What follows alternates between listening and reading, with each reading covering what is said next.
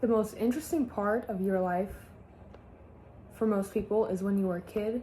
It was also the coolest part of your life. It was also the purest and the most truthful and honest part of your life because you didn't know any better. You didn't have expectations for anything. You just did whatever your soul wanted to do.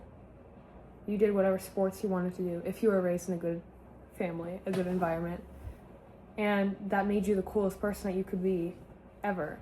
And then after the age of 14, everyone just merges into one category.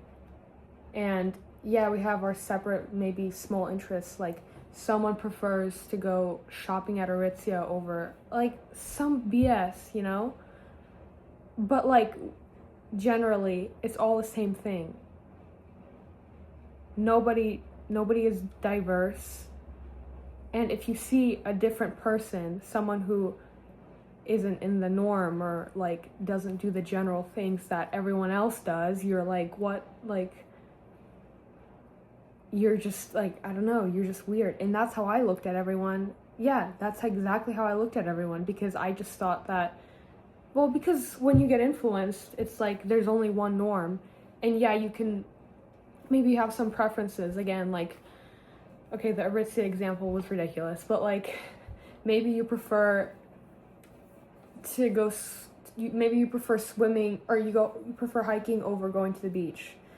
Okay, like, okay, but like what are those little niche things that you like that made you so happy when you were a kid and then for some reason they disappeared? Why did they disappear? And those exact things were what made you cool and what made you so different and why you were so happy. I'm speaking for myself, but I think a lot of people are like this.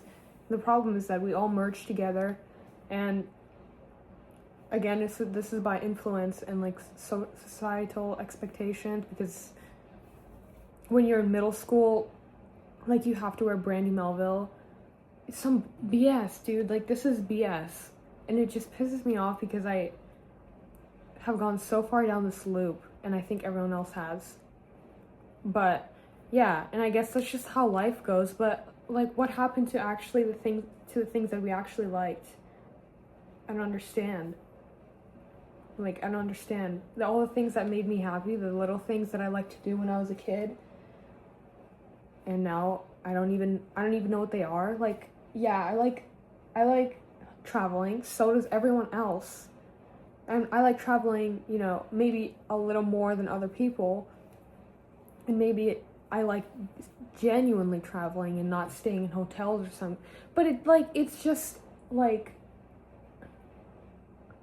because I look at pictures of myself.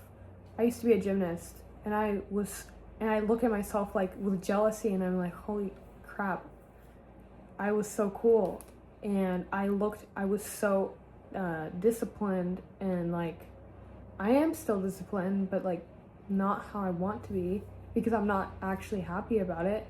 So I'm not actually happy, but I disciplined myself in that sport because I really loved it, and then I burnt out, and then the process repeated because I started running track, and I disciplined myself so much, and then I burnt out.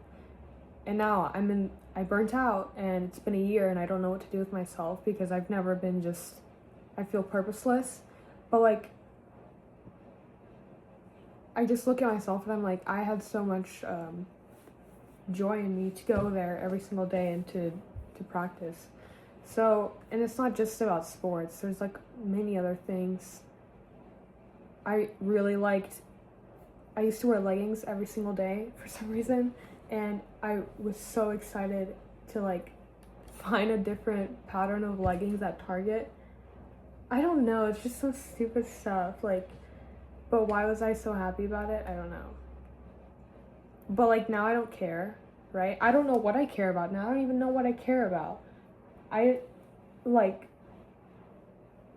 just nothing. I don't is it my phone is the problem? I don't care about anything. I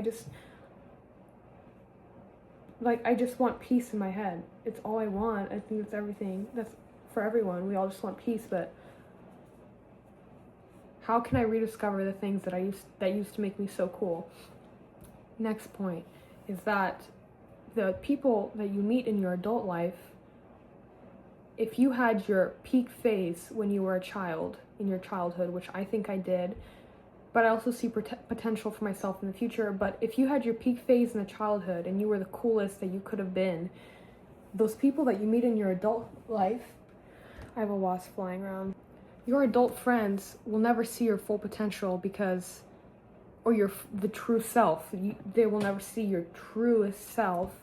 And I don't know how you could show that to them, because your truest self was you at 10 years old talking to your friends and what you guys used to talk about. That was like your truest, most down-to-earth, real, purest self, honest self, because you didn't even know any better. You didn't even know how to fake a conversation because you were a child, and why would you do that? But now all the conversations I have are just fake. They're just fake. Nothing is even real to me anymore, because everything is a show and everything is just so other people can be like, have some kind of good impression of me. But that one friend I had when I was my coolest, I don't want to say coolest, but whatever. That one friend I had when I was at my peak, when I did not care and I was so happy, like, I don't know, she will always be the only one who knows me as my truest self ever. And even if we may not talk much today, she still will always have that impression of me, and so will I of her. I know exactly how she is. I know exactly what kind of person she is because I saw her.